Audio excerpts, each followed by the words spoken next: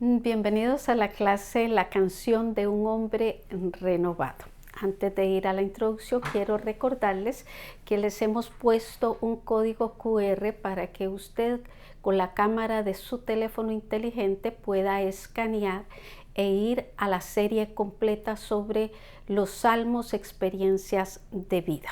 Ahora sí, nuestra introducción nos dice cómo el Salmo 40, que va a ser el estudio de hoy, es considerado como un poema sagrado por la combinación que se hace entre la experiencia de David de los versos 6 al 8, anunciando al Mesías, citados en Hebreos 10 del 5 al 9. De este salmo de testimonio y alabanza podemos aprender a confiar en el Señor, aunque estemos en el pozo de la desesperación. Si nos apoyamos en el Señor, podemos convertir nuestro lamento en gozo. David lo dijo así en el verso 3, puso luego en mi boca cántico nuevo, alabanza a nuestro Dios. Primer punto, dice descripción de una experiencia nueva, Dios oyó su clamor. El verso 1 dice pacientemente, esperé a Jehová y se inclinó a mí y oyó mi clamor, una declaración de David. El primer factor de 5 que estudiaremos en este primer punto de la nueva experiencia de un creyente es la oración. Para David saber que su clamor era oído por el Señor era de gozo y fortaleza.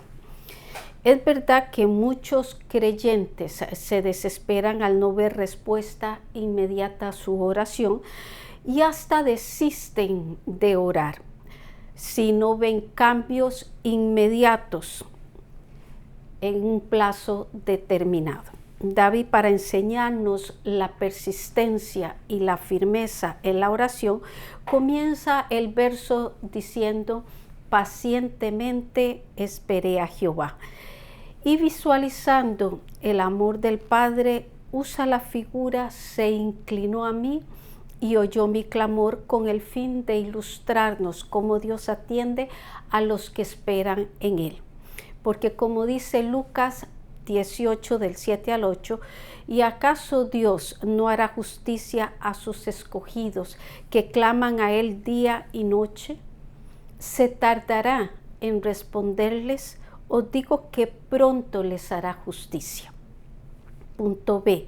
Lo trasladó del lodo a la roca. Verso 2. Y me hizo sacar del pozo de la desesperación, del lodo cenagoso. Puso mis pies sobre peña y enderezó mis pasos. El momento al cual David se refiere en este verso debió ser tan difícil que él lo compara a una cisterna, a un pozo lleno de lodo cenagoso. Esta era una costumbre en los tiempos del Antiguo Testamento para castigar a los reos, experiencia por la que tuvo que pasar Jeremías unos 4 siglos después de David, Jeremías 38:6. Pero así como sacaron al profeta de ese pozo en Jeremías 28:13, Jehová hizo sacar a David del pozo de la desesperación en que se encontraba, donde el amor de Dios no solo lo sacó, sino que puso sus pies sobre peña y enderezó sus pasos. El traslado del pozo de la miseria a la roca de los siglos es la gloriosa experiencia de la que hemos participado todos los salvos por las gracias de Jesucristo. Él es la roca firme, en Él nuestros pasos se vuelven rectos y seguros. C. Dice que le dio un cántico nuevo, verso 3. Puso luego en mi boca cántico nuevo, alabanza a nuestro Dios. Verán esto muchos y temerán y confiarán en Jehová.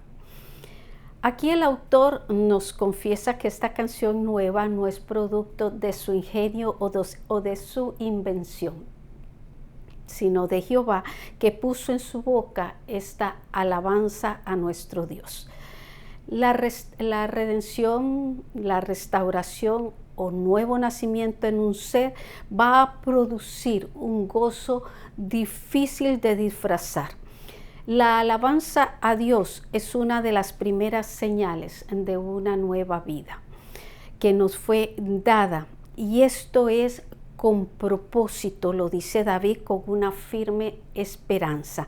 Verán esto muchos y temerán y confiarán en Jehová.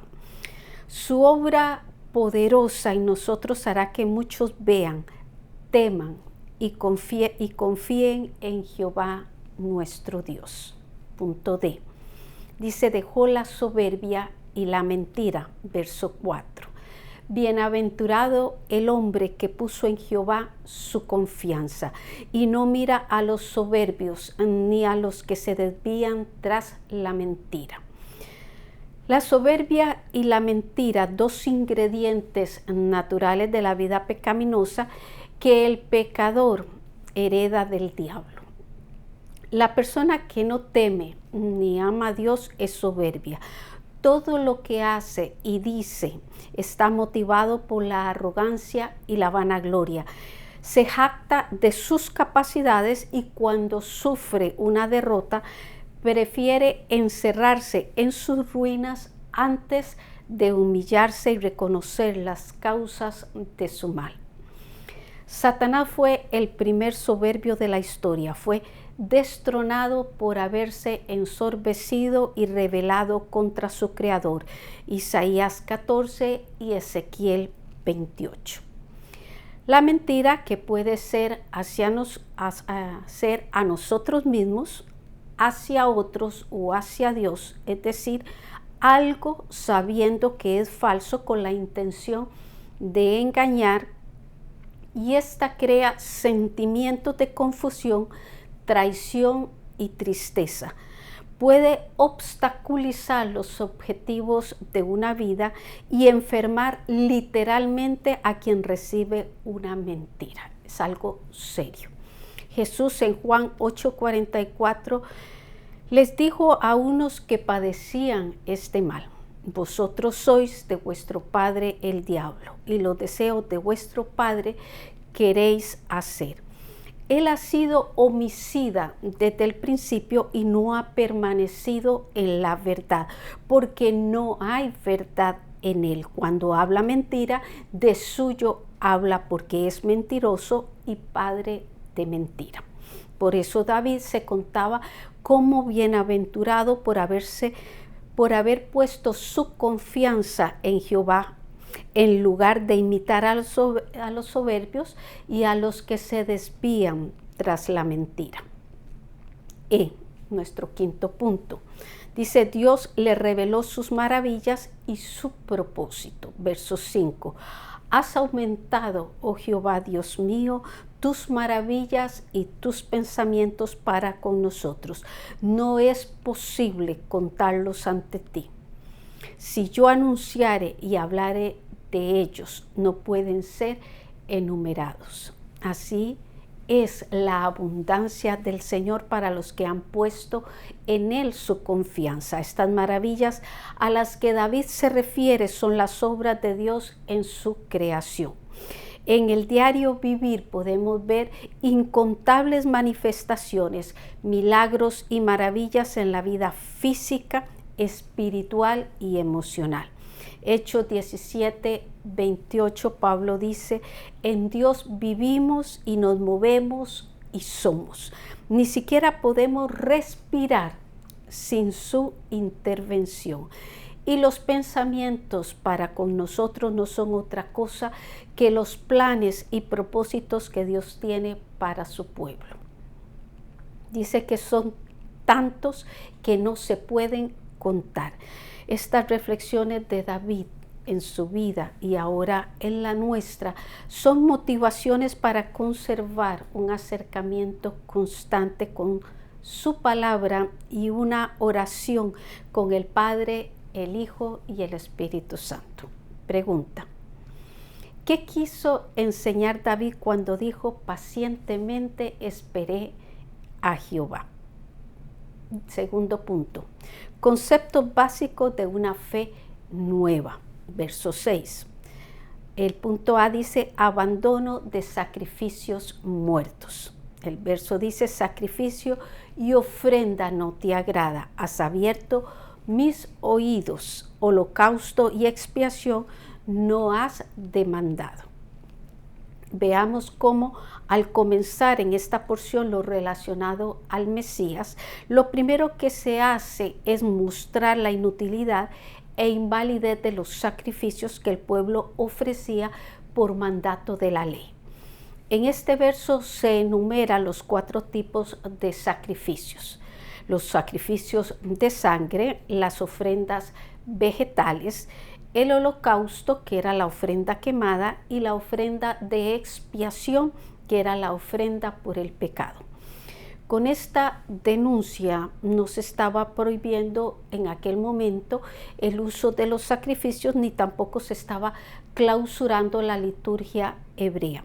Lo que se estaba dando era el indicio de un cambio, porque claramente dice sacrificio y ofrenda no te agrada. Lo que el Señor quería y quiere es una obediencia sincera, la cual es mejor que los sacrificios y el prestar atención que las grosuras de los carneros. Primera de Samuel 15:22.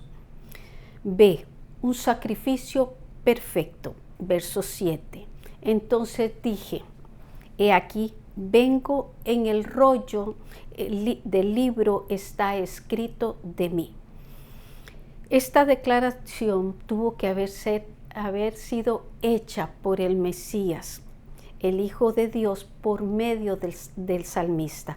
Son palabras que no se le pudieran atribuir a la persona de David.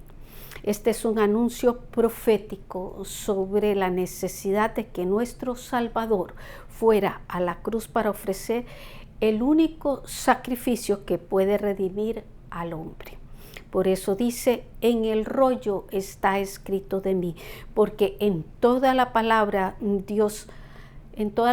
de Dios hay anuncios, promesas y profecías de Cristo como el Cordero de Dios. Verso 8. El hacer tu voluntad, Dios mío, me ha agradado y tu ley está en medio de mi corazón. Este verso nos va a dar 3 razones por las que Dios demandó el sacrificio de su Hijo. Una fue el hacer tu voluntad, dice el verso. Los sacrificios y ofrendas que se daban en el sistema levítico eran figuras y anticipo de algo mejor. Estas se convirtieron lamentablemente en costumbre y obligación, dejando de ser agradables al Señor. Porque lo que en verdad satisface al Señor es una voluntad voluntariamente rendida. La 2 dice luego que vemos que no había ninguna relación entre el sacrificio y el que lo ofrecía. El Mesías lo haría por voluntad propia y por amor al pecador, un cambio bastante grande. Nos dice que llegó el día en que el Cordero fuera amigo del pecador por quien moría. Juan 15:13 nos dice, nadie tiene mayor amor que este, que uno ponga su vida por sus amigos. 3. Tu ley está en medio de mi corazón. Finalmente, para que el sacrificio agradara a Dios, tenía que estar consciente de la ley. Esta es la comunión perfecta que hay entre el Padre y su Hijo, nuestro Redentor. Este sacrificio era necesario para que en él gozáramos de una comunión perfecta, como la describe Pablo. La copa de bendición que bendecimos no es la comunión de la sangre de Cristo. El pan que partimos no es la comunión del cuerpo de Cristo. Primera de Corintios 10:16. En Hebreos 10, del 8 al 10, se citan los versos 7 y 8 de este verso, de este Salmo 40, aplicadas a la obra redentora de Jesús. Fíjese lo que dice: sacrificio y ofrenda y holocausto y expiaciones por el pecado no quisiste ni te agradaron, las cuales cosas se ofrecen según la ley. Y luego dice: he aquí vengo, oh Dios, para hacer tu voluntad. Quítalo primero para establecer esto último. En esa voluntad somos santificados mediante la ofrenda del cuerpo de Jesucristo, hecha una vez y para siempre. Punto C. La evangelización del mundo. Verso 9 nos dice: he anunciado justicia en grande congregación. He aquí no refrené mis labios. Jehová, tú lo sabes. Es probable que David, en su capacidad de rey en aquel momento, anunciara justicia en grande congregación. Pero no podemos olvidar que no puede haber verdadera justicia fuera de Jesucristo. Verso 10. No encubrí tu justicia dentro de mi corazón. He publicado tu fidelidad y tu salvación. No oculté tu misericordia y tu verdad en grande asamblea. El salmista dice que él no encubrió la justicia en su corazón. En otras palabras, no impidió a ésta hacer su labor. Y en la otra parte del verso nos da los 4 elementos esenciales del Evangelio, que son la fidelidad divina, la fidelidad de Dios, la salvación, la misericordia de Dios y la verdad revelada por el Señor. Después David de profetizar el sacrificio del Cordero de Dios que quita el pecado del mundo, nos da el siguiente paso a seguir: la proclamación del mensaje salvador. Dice: en grande congregación y en grande asamblea. Pregunta: ¿qué cambios produjo el sacrificio perfecto del Cordero de Dios? El punto 3. Expresiones de un culto nuevo. Dice: un pueblo que glorifica a Dios. Vamos a brincar al verso 16. Gócesen y alégrese en ti todos los que te buscan, y digan siempre los que aman tu salvación: Jehová sea enaltecido. La esencia de este verso lo encontramos en las palabras: digan siempre los que aman tu salvación, Jehová sea enaltecido. David nos dice que alabar a Dios consiste en enaltecer su nombre por la salvación que da a todos por su gracia infinita. La salvación es una causa común de todos los santos que alegra el corazón de los santos, valga la repetición, y también nos reúne en un culto racional lleno de gozo y gratitud. Punto B. Un Dios que piensa en su pueblo. Verso 17. Dice David: aunque afligido yo y necesitado, Jehová pensará en mí. Mi ayuda y mi libertador eres tú. Dios mío, no te tardes. Nunca, y repito, nunca debemos permitir que la aflicción o la necesidad nos hagan dudar de que Jehová, nuestro Dios, pensará. David decía: en mí, digamos nosotros, en nosotros. David reconocía, y nosotros también, que en medio de la aflicción y necesidad hay un propósito, donde el Señor está cuidando de determinada área que necesita ser formada, cambiada, transformada o eliminada. Por eso David le dice: mi ayuda y mi libertador eres tú. Dios mío, no te tardes. Es como quien le dice al doctor: me dolerá mucho. Y cuando se le contesta, lo que dice es: bueno, pero hágalo rápido. ¿Por qué? Porque reconoce el gran beneficio que ese momento difícil logrará para bien. He llegado a la última pregunta. Un pueblo que adora y un Dios que bendice son parte de, y hay 2 espacios por llenar. Reflexión. Ahora podemos decir que en la canción de un ser renovado, vimos que éste experimenta un nuevo sentir, que lo describimos en 5 pasos.